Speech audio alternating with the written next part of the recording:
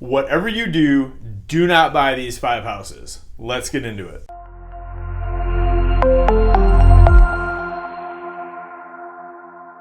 Hey guys, how you doing? Derek from Simply Home here. I'm the state of Michigan broker. We're the fastest growing real estate company in the United States, and I've got an all-star team. So whether you're looking to buy, sell, invest, rent, whatever you need, we've got you covered. We even do property management now. So if you watch this channel regularly, or if this is your first time, generally what I do is promote the Metro Detroit real estate market. I show you all the awesome values that we have, the great properties that you can buy, the ways to invest and make all kinds of money, whether you're looking to flip or buy and hold. But I'm going to switch it up a little bit today because we're going to talk about the 5 types of properties that you want to avoid. Now, I'm going to qualify that for a second because I'm not going to ever try and talk you out of a property that will bring you years and years of joy. If you find a property and it's one of these that I'm saying, maybe you want to avoid it, but you know that if you live there, you're going to be there for years, it's going to make you happy, then by all means buy it. Don't let me talk you out of it. But this is just in general. These are the types of properties that maybe don't have as much of a return on investment. There's issues with them, they're harder to sell, things like that. So that's kind of the angle that we're going for here. Just to kind of give you an idea of when you're looking at properties. You know, it might look beautiful on Zillow or on the MLS if you get an email from your agent, but maybe it's in the location is something that's going to make it worth less money. That's kind of what we're talking about here. So let's jump right in and start with the type of property to avoid, number 1, and that is buying the largest, newest, most updated home in an area full of smaller, older homes. And that's kind of maybe not a trap, but that's something that you can find quite a bit right around here in the Woodward Corridor area, Oakland County. There's a lot of older neighborhoods like Ferndale is, a lot of homes in Ferndale were built in the 1920s. And similar like cities like Hazel Park, a lot of the homes there's homes from the 20s in Hazel Park as well, but the majority of that city was built in like the 40s, 50s, and early 60s. So you have homes that are 60 to 80 years old that are starting to get kind of dated, but you also have a lot of infill new construction. Those are the types of properties that I'm talking about. And now the smart thing that a lot of these builders are doing is building a few homes in a row, because then they can use the other properties that they're building as comparables, and it makes it a little bit better for the people that are buying those homes. But if you are in an older, say every house on the block is a 1950s ranch that's frame, and you have a 2,500 or 3,000 square foot brick brand new build, that property is not going to appreciate as fast as it would if it was in a new construction subdivision. And as well, when you're looking to turn around and sell it, those types of homes will tend to sit on the market longer, and they won't sell for quite as much as something comparable that's in a different location. And that's simply because the other appraisers need something to compare your home to, and when you're the only new home in an older subdivision, that it just makes it more difficult for them to find usable comparables to use in their appraisal. Another type of home to avoid is a home that is adjacent to commercial or industrial property. Now that seems, that might be common sense, but maybe if you're a first-time buyer, like maybe you don't realize that. So that's why this video is here. It's for you. But even commercial properties could even be apartment buildings. Typically speaking, if you're adjacent to an elementary or a middle school or like a place of worship, that actually adds value to your property. But on the flip side, if you are, right next to a strip mall or something, or there's one right behind you, if you're, the corner lot and there's a main road right there, that property is going to have less of a return than if it was a single family residence just in a residential neighborhood. And even like sometimes like high schools will bring value down on a property, not quite as much, but that's kind of the it kind of happens on a case-by-case basis there as well. But generally speaking, properties that are adjacent to commercial property are going to be less valuable than the homes around them.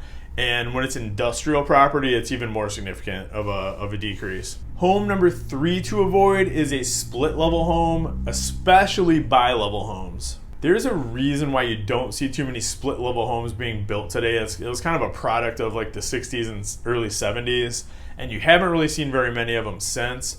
And that's just because that floor plan is not super desirable to buyers, and in our area at least. Now, the exception to that a little bit is I don't see that as much with a quad level home, and that would be like a tri-level that has a full basement as well.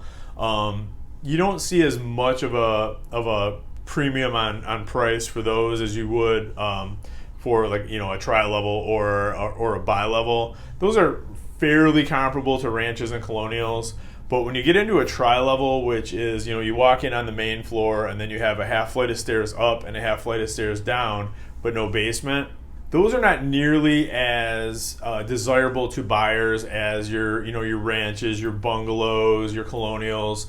Now, the modern split level is an exception. That doesn't count because that's a more, you know, modern floor plan, and it's, instead of having like a full second floor like a colonial, there's just like a lot of times in a modern split level, it'll be half of an upstairs, like half of the property will have an upstairs where there's, you know, 2 bedrooms and a bath or whatever. Like, that's different. I'm talking about your tri-level, your quad, your bi-level. Now, a bi-level is kind of a ridiculous floor plan. Like, you walk in and then you immediately have a flight of stairs up and a flight of stairs down, and those are probably the least desirable floor plan of any property in our market.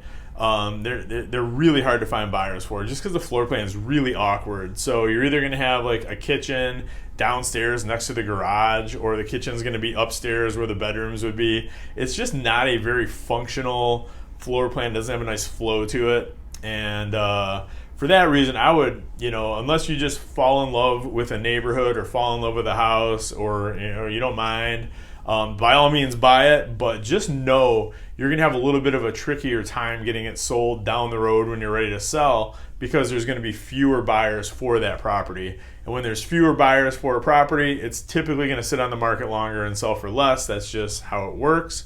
But just know that going into it, that's probably going to factor into, you're probably going to be able to pick it up for cheaper, but you're not going to get as much of a return when you sell it either. Property number 4 to avoid is any property or condo that has a high HOA fee or a high condo association fee. Now, that being said, if you're getting something in return for that, that's different. Like, I've owned condos in the past that had compared to the surrounding condo complexes, it had a pretty high condo association fee, but our gas was covered with that as well. So, when you don't have a gas bill, you don't have to pay, your own homeowner's insurance or your water bill. Then if that gets rolled into the association fee, that's one thing. But if it's just the association covers exterior maintenance and lawn and snow, and they're gouging you like crazy, that's what I'm talking about. That might be a sign that the association is in some kind of financial distress. Like, you really, really want to do your homework on the association before you purchase a property in those areas. And especially if you're purchasing that property on a mortgage, it's really important for you to factor that into your overall monthly payment, because your mortgage is going to be principal and interest and tax. And on a condo, you don't necessarily, typically there's a master insurance policy for the entire complex. So unless you want to separately insure the contents within your own unit, you a lot of times don't have to buy homeowners insurance for a condo. It's still a good idea, but not 100% necessary. But if your principal and interest, depending on your interest rate, could be a pretty good sizable chunk. And if you're adding $300, $400, $500 on top of that for the association fee, that can make you house poor in a hurry. So that's why it's very important to get the financials ahead of time when you're buying a condo. Get the master deed, get the bylaws. know exactly what you're getting into. Not even a bad idea to like talk to a couple of the board members, because you just never know. And in my experience, and saying this as someone who formerly was the president of a condo association, typically speaking, the people that serve on boards for HOAs and for condo associations are like, for whatever reason, it just tends to be the craziest people that live in the complex. So I basically had to become president to kind of rescue my association at one point in time. It's not a very rewarding job, let me put it that way. But it's very important to make sure that wherever you're buying, like you're making a 30-year commitment with a mortgage, you need to make sure that association is being run properly. Not all management companies are made the same either. So you want to make really, really sure that association is going to remain solvent, that there's responsible people on the board that are managing your money appropriately, because that's what it boils down to, is that HOA is your money and all the other co-owners' money pooled, and you just want to make sure that you're getting the best bang for your buck. So there's just another layer of oversight involved, just making sure that the right people are on the board, that the people that are on the board are behaving responsibly, you name it. For that, like personally, I will never buy another property that's in an HOA or a condo association. Not for me. Been there, done that. But there's other people that I have clients that they relish the fact that their association is very strict. So, different strokes for different folks. And if that's you, there's nothing wrong with that. There's certainly an association out there for you. But it's just one of those extra things that you have to kind of take into consideration when you're buying that property. And then one little addendum to that, we can call that 4A, is a co-op, which is similar to a condo, but is definitely a type of property that I'm not a huge fan of. In certain circumstances, I think they're good for people. That's kind of rare in my experience, and the reason why I don't really like co-ops or the way that those are structured is you don't physically own the unit that you live in. You just own a share of a corporation that owns the entire building, which I don't know. It's something doesn't sit right with me on that. And those can be financed sometimes, but generally speaking, those are going to be cash sales. And with your association fee for a co-op, you're basically, it literally covers everything. It covers exterior maintenance of the property, lawn and snow, taxes, insurance, utilities a lot of times. So a lot of times the only, you might have to, like if you want to update your unit and, put in a new kitchen or whatever, a lot of times you have to get board approval to do that, but you're more than welcome to do it.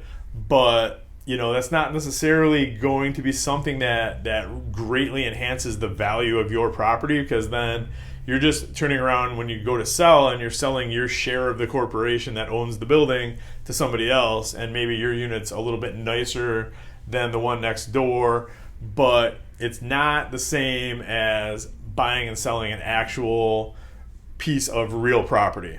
And on top of that, a lot of times co-ops have sky-high HOAs too. So there are some of the buildings down in Detroit on Jefferson, right on the river, are co-ops. I think some of the association dues in there are like $1,100 a month, or to almost $2,000 a month, because we're talking like older buildings that have to be maintained. Some of those are pretty high, high rises, or 20, 25 stories. And there's private security and a parking garage, and all of that stuff has to be maintained by the co-op. So, those bills can add up in a hurry, and then you have to buy the unit on top of it. A lot of times you have to pay cash. It just, to me, isn't that great of a value to where I recommend those most of the time. Like I've certainly worked with clients to buy co-ops, and I've worked with clients to sell co-ops. It's not something that I'm not familiar with. Just not my preferred type of property. And then property number 5, this one's pretty self-explanatory, but properties that are on high traffic roads are, generally speaking, I would avoid those as well. simply because, again, it's kind of like being adjacent to commercial or industrial property. There's fewer people that will consider buying a property that's on a main road or a heavy traffic road. So when that happens, you're going to get fewer showings. It's going to take longer to sell your house. The longer it takes, the less you typically sell it for. So it's kind of the same deal. Like, you can buy those homes cheaper, but you're also going to have a harder time selling them because there's fewer buyers out there for it. And, as far as like the safety of being on a main road, I mean, every circumstance is different, but I will say this as, someone for a few years when I was growing up, we were right on 17 Mile, like the side of the house was along 17 Mile. And that's when myself and my brothers were little, like early, first, second, third grade little. We had the fear of God put into us to not go anywhere near the road. So, I mean, and we're also here to talk about it, but there's definitely a safety consideration there as well, especially when you have small kids. Not every area you're allowed to put fencing up, so that's certainly something to think about as well. So, for that reason, I mean, that's pretty self-explanatory. But, that's just a type of property that I would recommend avoiding unless you just fall in love with a certain house and it's just the right house for you. And that kind of applies to any of these. Like I said, I'm never going to talk you out of buying a house that's going to bring you enjoyment. Just you need to know the whole picture before you enter into that purchase. Well, I hope this helps, guys. Like I said, in general, I'm always talking up properties that I think are great values. These are just some examples of homes that I don't think are very good values. And so that's important for you guys to know as well for when you're factoring that into your house hunt. I always want to make sure that whatever property you end up with is going to bring you a nice return on your investment. It's going to bring you years of enjoyment.